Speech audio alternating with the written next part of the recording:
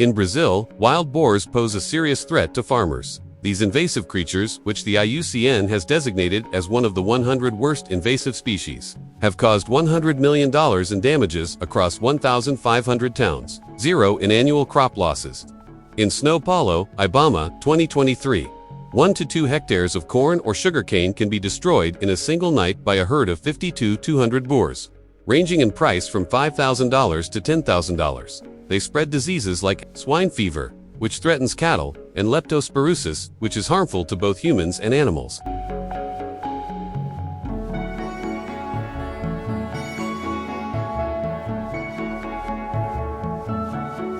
USAAFA's 22.4. Every year, feral pigs cost farmers in Texas and Arkansas $250 million. Small farmers are particularly heavily hurt. In places like the Atlantic woodland, boars damage plants and animals, contaminate water, and destroy soil because they consume young crops. KP Boars and wild boar crossbreeds of boars and pigs cause weeds and erosion. One raid destroyed a farmer's cassava crop on a 2-hectare field in São Paulo. Her children, who had been struggling financially for months, worked weekends to aid with their recovery. These raids jeopardize livelihoods by costing farmers up to 30% of their revenue. Foul 2023 farmers in Brazil came up with a straightforward fix, surrounding their fields with ditches, 1-to-1 in these trenches. They are 1 to 2 meters broad and 5 meters deep, with high walls that prevent boars from climbing out or reaching crops. Trenches have been utilized to safeguard 10,000 hectares over more than 500 farms in São and Paraná since. Don't require electricity, in contrast to electric fences or traps, any chemicals, which makes them environmentally friendly. A farmer in São Paulo rejoiced with his community after saving 80% of his 5-hectare sugarcane harvest and $8,000 cents. It is difficult to build ditches. Each kilometer costs between $3,000 and $8,000 to build and maintain, as well as mishaps in Since 2023. Paulo has demonstrated the necessity of bridges and signs. Agricultural Research Corporation of Brazil, 2024. Costs increased by 50% in hilly or rocky terrain, restricting usage in 30% of areas.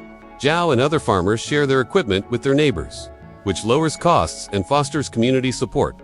Other nations employ more expensive techniques. Every year, wild pigs in the United States cause $1.5 billion and 0 cents in damages, with Texas and Arkansas bearing the brunt of this burden. The cost of USDA-AFA's 2024 aerial sniping and trapping ranges from $500 to $1,000 cents per boar, yet they were unable to manage rapidly growing populations. Dogs and traps in Australia cost $1,000, $0 to $2,000 for each surgery, with worries about doing harm to animals. Department of Agriculture, Australia, 2023.90% of boars in protected regions are stopped by trenches in Brazil, which cost 10% to 20% of these techniques. Farming communities have been changed by trenches. They have saved $20 million in crops and safeguarded 15,000 hectares since 2022. Agricultural Research Corporation of Brazil, 2024. In 80% of protected areas, they stay away from pesticides that benefit plants and animals. Trenches have been adopted by over 1,000 farms, establishing a new benchmark. Trenches gave us hope and our farm back, said a farmer who was picking cassava with his kids. Trenches gave us hope and our farm back. Their family rebuilt their savings and had a village celebration to celebrate their accomplishment. There are still challenges. Ours may avoid trenches or move to unprotected areas. In order to keep trenches effective and adaptable, farmers need regional plans, like Ibama's 2026 pest management strategy. Early motion sensor tests reduce costs by 15%. University of São Paulo, 2024. According to Brazil's Ministry of Agriculture, subsidies could lower costs by 30%. Wild boars cause $2,500 million in damages worldwide each year, which raises food prices for families. USDA-APHIS 2024. Farmers' efforts guarantee the food we consume, from corn to cassava. Brazil's trenches provide a straightforward method that can preserve farmland. Texas farmers might implement similar tactics to save crops.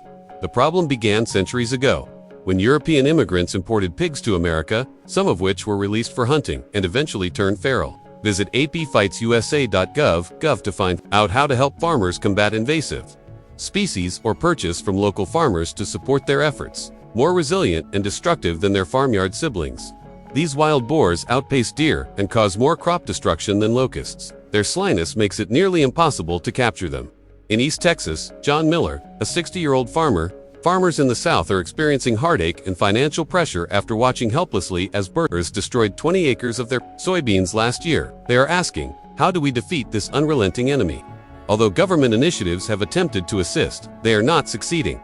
Millions of dollars have been spent by the USDA and the states on steel traps, poison, trials, and helicopter hunts designed to catch entire groups of boars known as sounders. But these traps fall far too frequently. Boars escape when farmers set them up incorrectly or spring them too soon. Experts in wildlife caution that every escape teaches boars how to avoid traps. One farmer's early trigger in Florida caused a sounder to escape, and they never returned. Farmers' dissatisfaction is fueled by these setbacks, but they are also encouraging them to fight more strategically. A group of them, in addition to their strength, wild boars are intelligent. They can detect danger from a captive sounder's distress and can recall trap placements for months. Overnight, following a near miss, they change their course. A farmer in Louisiana witnessed a sounder evade his trap after one escaped, demonstrating how quickly they pick things up. For farmers, this intelligence makes every failed endeavor a gut punch. Losing crops isn't the only issue. It involves dealing with an adversary who consistently seems to outsmart you. Errors are making matters worse. Boars can escape and learn. When traps are set off before the majority of the sounder is inside, too much time spent with captured boars allows their cries to serve as a warning to others. When traps are left in one place for an extended period of time, boars learn to avoid them. Farmers are demoralized by these mistakes as they observe the boar population increasing. However, as farmers discover more effective means of reclaiming their property, a glimmer of optimism is beginning to appear amid the conflict. Farmers and hunters are digging in their heels in Louisiana and Texas. To prevent escapes, they are constructing larger traps that are 5 feet tall and 30 to 40 feet wide, built of sturdy steel. They can wait until almost the entire sounder is inside thanks to remote triggers. They set traps around water or along hoofprint-marked pathways. Building trust takes 3 to 7 days of using fermented maize as bait. Third-generation Florida farmer Mary Thompson caught 28 boars with maize along a creek in a single night. To reduce the number of boars, local hunting organizations conduct night hunts, a cherished Southern tradition. Although new technologies, like drones, are being developed, farmers still rely on hunts and traps to protect their land. According to Texas A&M specialists, clever trap placement consistently outperforms elaborate systems. Farmers congregate at farm clubs or churches to stand together and exchange hard-won advice. By steering clear of errors like fixed traps or early triggers, they are witnessing tangible outcomes. Farmers are harder than this battle. Their tenacity and cooperation illuminate the path ahead. If you or someone you know has struggled with boredom, please share your experience in the comments below. One neighbor's farm might be saved by your expertise. Farmers like John and Mary demonstrate that we can preserve our fields for future generations. If we have the intelligence and compassion to do so, participate in the endeavor. Join America's farmers in rebuffing the invasion of wild boars. How wild boars became such a threat is where the story starts. During the 1500s, European colonists introduced boars to hunt and eat in North America. A hybrid species was produced when some escaped and mated with domestic pigs.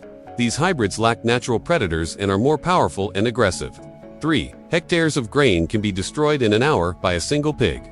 They reproduce swiftly, which contributes to their rapid population growth. A litter may increase from 4 to 6 piglets to 8 to 12 if fewer than 70% of the boars are removed. Annually,